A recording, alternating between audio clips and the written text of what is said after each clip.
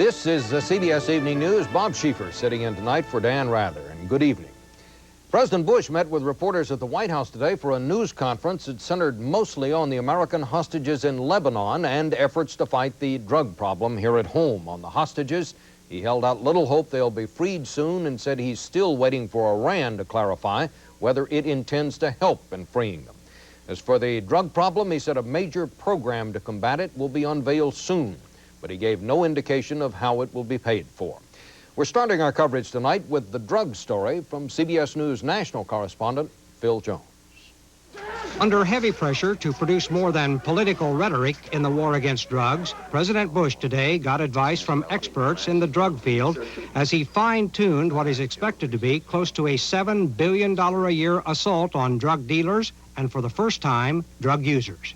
I think the day of tolerance for those who break the law in using drugs is over. It is a recognition that because there are so many casual users, each one using a relatively small amount, but together they make up a fairly large portion of the demand for the drugs. The president, who refuses to raise taxes, admitted today that other government programs will suffer to pay for the largest federal drug campaign ever. We will have to do some reallocation of resources. There's no question about that. Those experts who met with the president did not see money as a problem. I think it has been a very, very positive morning, and I think the repeated questions about where is the money come from put sort of a negative spin on everything we are here for today. Even though Mr. Bush today stressed going after the dealers and users, in a draft copy of drug czar William Bennett's proposal obtained by CBS News, Bennett wants to shift the emphasis to state and local drug enforcement and to focus on international interdiction. However, Bennett also wants to galvanize the American people. We're saying that a lot of people have to step forward and meet their responsibilities. If they do, and we meet ours, and we mean to meet ours, then we're saying the numbers should go down by what we project. And to help demonstrate the need for education and citizen involvement, the president started the day by meeting with the parents of a Texas college student killed by members of a drug cult, parents who have now become involved in the drug crusade. It's going to take the entire nation, everyone doing their part to rid our country of this terrible crisis that we have now. The president's drug strategy will not be detailed until next month, but he's already fired his first warning shots in a war aimed at ending the use and supply of drugs. Phil Jones, CBS News, Washington.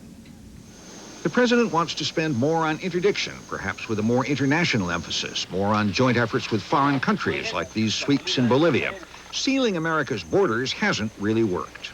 They've been fairly successful in seizing drugs, but not very successful in impeding the flow of drugs into the country. The drug smugglers are better armed, generally much better funded, and much more flexible in the law enforcement resources.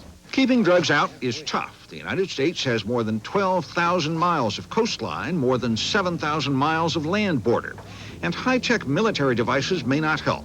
Congressman Pete Stark will send his colleagues a questionnaire next month. In 1988, Navy and Coast Guard ships worked 2,347 days, spent $40 million, and seized how many drug ships? 17. Air Force AWACS planes flew 5,000 hours, spent $4 million, and were responsible for how many arrests? 8. We spend $1 billion a year on interdiction. How much of the heroin and cocaine do we stop? The Coast Guard says 5 to 7%. We're not ready to lock the borders and to do 100% examinations on every person, every bag, and every commercial shipment that arrives in the United States. We must do a better job in the source countries, a better job in the transit countries, and not wait until we're trying border interdiction in an open society like ours. Drug enforcement officials say they want to make the drug business expensive for the smugglers, want to show them they run a risk of capture. Interdiction helps that, but it is not the answer. We are confiscating more than we ever confiscated before, but more of it is coming in than it's ever come before. It may be time for new tactics. Drugs are here. Customers are not complaining of shortages or skyrocketing prices. To prove that, just look at any city street. Bruce Morton, CBS News, Washington.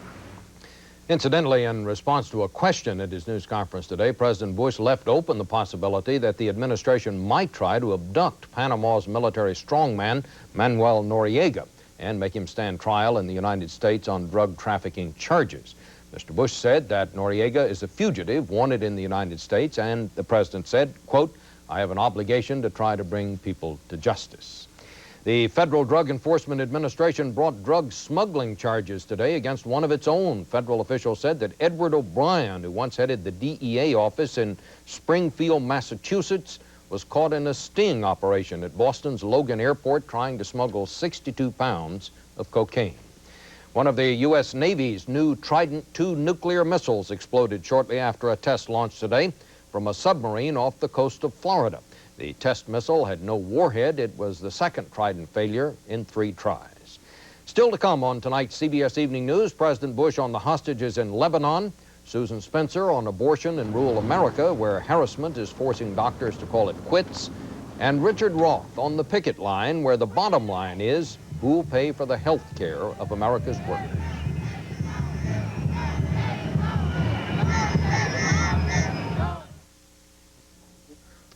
In his news conference today, President Bush suggested that it is Iran that holds the key to freedom for American hostages in Lebanon. The problem is how to get Iran to turn the key. And more on that now from White House correspondent Wyatt Andrews. President Bush admitted today the United States is not close to winning the release of the hostages in Lebanon, and that he is just as confused as anyone by the barrage of recent statements from Tehran. We hear different signals coming out of Iran. Some in the old mode, and then some that offer more hope. The hopeful signals have been coming from Iran's new president, Rafsanjani, who has said he wants to help free the hostages, while Iran's new religious leader, Khamenei, just yesterday said no to any talks with the United States. Today, Mr. Bush sent a signal of his own, a sign of what could happen if Iran moves to free the hostages. Look, we don't have to be hostile with Iran for the rest of our lives.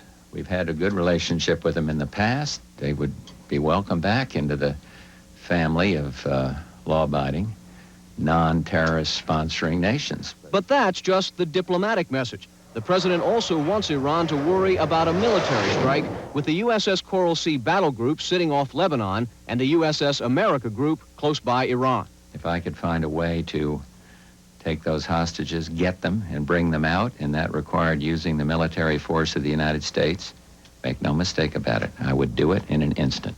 Yet the U.S. still hasn't found the remaining 8 American hostages, a weakness that Mr. Bush says has kept him from retaliating for the apparent murder of Colonel William Higgins. I don't want to be responsible for the loss of innocent life. In other words, the U.S. has so little intelligence on the hostages' whereabouts that Mr. Bush is afraid a rescue mission might kill more hostages than it would save. And with his diplomatic options limited, Mr. Bush has little to do but wait. Wyatt Andrews, CBS News, the White House. UN Secretary General Perez de Cuellar called today for an emergency meeting of the Security Council to work for a ceasefire in Lebanon. Casualties since last Thursday now number more than 140, and for the remaining residents of Beirut, there is no respite from the suffering. Martha Teichner in London now with that report. In Beirut, day and night are all the same to people reduced to living their lives underground, waiting out the shelling. After 5 months of crippling fighting between Syrian forces and Lebanon's Christian army, survival is the best they can hope for. At first light this morning, bravely, Beirut's remaining inhabitants emerged from concrete cellars to buy whatever food they could find, to line up for water, to share what little bread was baked today. This morning, the hillsides were still burning from last night's battles. The opposing armies proudly posed with their weapons. The streets of this once elegant city are unrecognizable, empty, not much more than rubble. Beirut is dying. Finally, after 14 years of hanging on, hoping that peace will come, its people have finally given up. For many, a lull in the fighting is a chance to leave. Tonight, there are reports that the Syrians are massing again for another even more devastating attack. Syrian leaders warn that the shelling will go on. There will be no ceasefire. Martha Teichner, CBS News, London. In Poland, President Jaruzelski called today for an urgent meeting of all political parties to end the government crisis. Prime Minister Kiszczak yesterday gave up his attempt to form a government led by communists. Solidarity leader Lech Wałęsa said today that he'd now be willing to lead a coalition government that would allow the communists to keep control of the defense and the Interior Ministries. Philippine troops ended a 3-day siege today by storming a prison where rebellious inmates were holding members of a religious group hostage. 16 convicts were killed, 10 of the 15 hostages were freed, but the convicts had already killed 5 hostages, including an Australian woman missionary.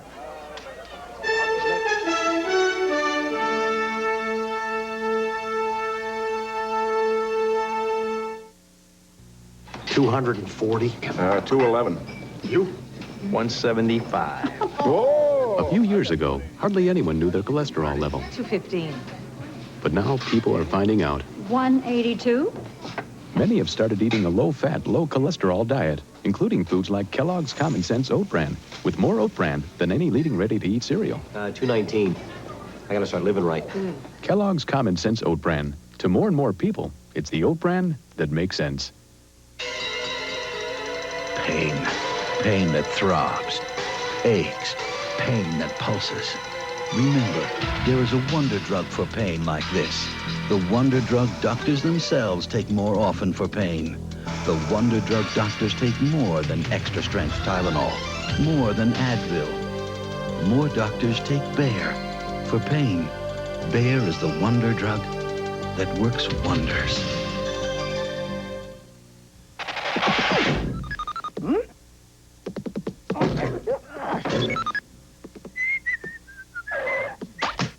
Mazola Light spread has fewer calories than any leading light. Mazola Light, the lightest of the lights. Butterball turkey cold cuts. Any way you slice it, they're delicious. Butterball ham, Butterball bologna, or Butterball smoked turkey breast. They're up to 98% fat-free and all Butterball. So any way you slice it, it's delicious. The state of Alaska sued Exxon and 6 other oil companies today, charging negligence in the spill of almost 11 million gallons of crude oil from the Exxon Valdez. The lawsuit does not specify the amount of damages sought for losses in the nation's worst oil spill. But a spokesman said those damages are probably, quote, in the multiple billions. The Supreme Court's recent ruling making it easier for states to restrict abortions is now making the state legislatures the nation's newest abortion battlefronts. But even without changes in state law, doctors are coming under increasing pressure from anti-abortion groups, and it's becoming increasingly difficult for women in some parts of the country to get abortions. Our medical correspondent, Susan Spencer, has a report. This small White House in Fargo is home to the only abortion clinic in all of North Dakota. For anti-abortion protesters, though, that's one too many.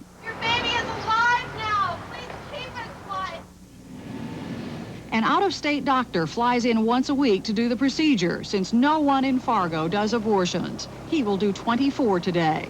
There is a doctor about 100 miles from us in North Dakota who performs them in his office. Other than that, there is nothing between us and central Montana. Mid-America's lack of abortion facilities has nothing to do with recent court decisions or new state laws. Doctors are simply saying it's not worth it, financially or emotionally. One survey found that over 80% of all the counties in this country have no doctor who is willing to do an abortion. They're concerned about the harassment and the pickets and things like that, and don't want to be, don't want to have that hassle and intimidation. That means that women in rural areas often have to travel hundreds of miles for a procedure which for their sisters in the cities might mean a bus ride. There is not a doctor in miles who will do this. And the effort that they go to and sleep in their car and hitchhike, and some of them in the hot weather and in the cold weather. And it's really just not human, you know, what they have to go through, but they're desperate. I would have tried to get anywhere, I think. How come? Because I can't have a baby, so I just couldn't. I'd have to do anything. Try not to move. Everything's fine. 17-year-old Stephanie has come to this clinic in Duluth, Minnesota, which gets patients from 24 counties and 5 states.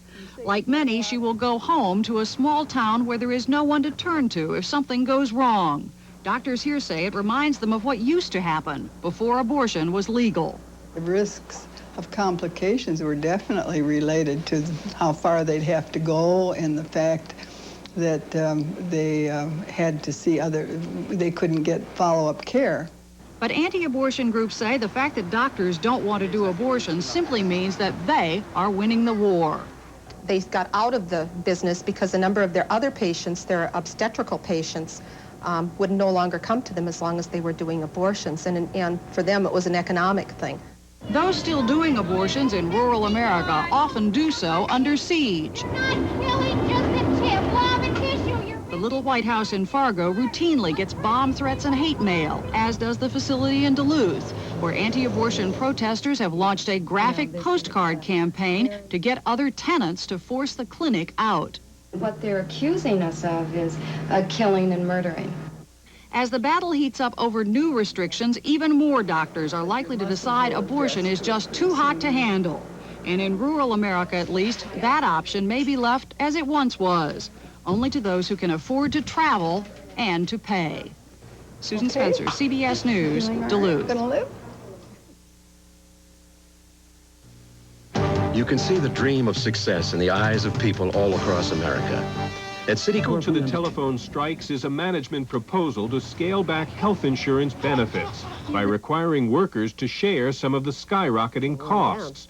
No one argues the price of health care is soaring. Insurance premiums, up as much as 20% a year, have created a new dilemma for both union and management and spawned an industry of consultants looking for a way around it. The answer is figuring out how to eliminate the unnecessary care so that we can afford to provide all of the necessary care without having to ask somebody to pay another $10 a week. And while the answer is still sought, the question's coming up more and more in the American workplace, from offices to factories to coal mines. Who will pay the costs, or will care be cut? It is the number one issue in terms of difficulty of negotiating right now, and I think it's going to stay that way for a number of years. If the union prevails, it'll be a tactical staving off of a defeat, but these pressures cannot be managed, I don't think, company by company, union by union at the bargaining table. Telephone workers say it's a basic issue, like a cut in wages they won't concede, which is bound to put new pressure on government to finance health insurance costs no one else wants to pay. Richard Roth, CBS News, New York.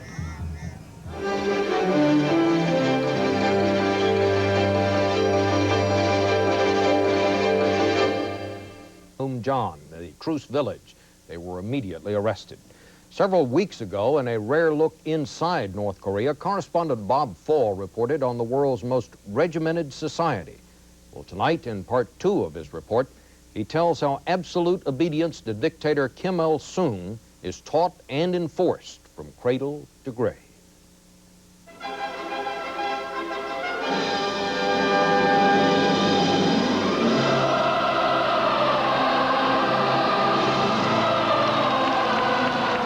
In North Korea, night after night, 5,000 artists praise strongman Kim Il-sung. As we have him, our happiness is overflowing, goes one refrain. As we follow him, our honor is great.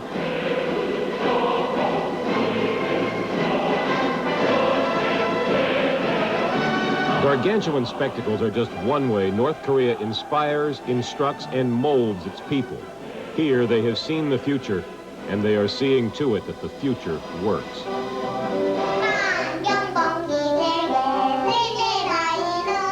The children are just 4 years old, and already, standing before a model of Kim Il-sung's birthplace, they are learning. Here, our great leader started and fostered his wisdom, one sings. That's right, classmates respond in glee.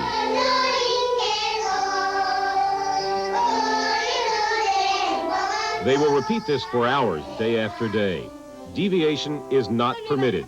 Control of tiny minds is absolute. The message will become part of them, and they will become the message. We can never think about our happiness today apart from our great leader. North Korea's people are never allowed to forget. Factory workers toil under slogans from the great leader. As farmhands work the land, loudspeakers work overhead, expounding government policy.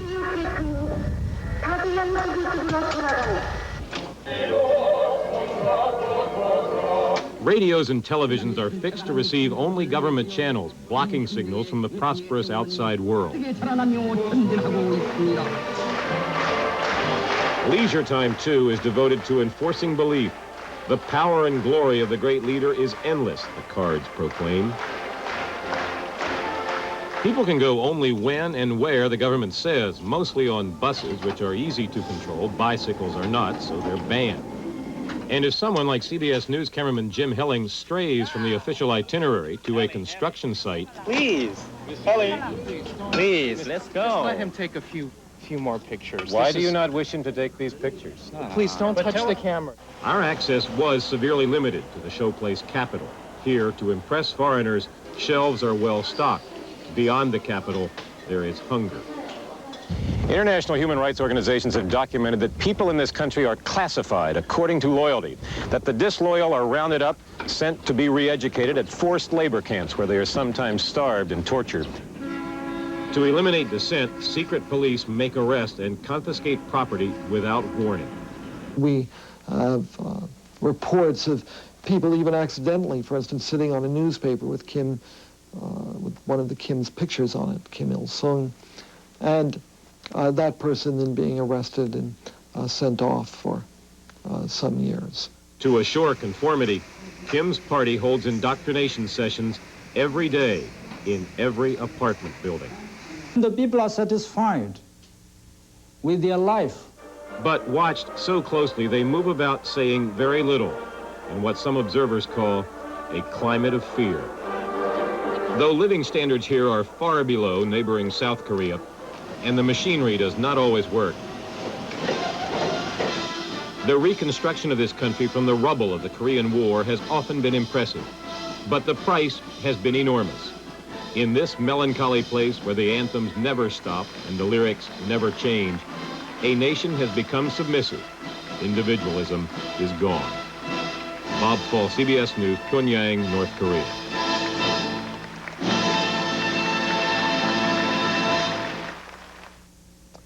And that's the news. Bob Schieffer sitting in tonight for Dan Rather. Good night.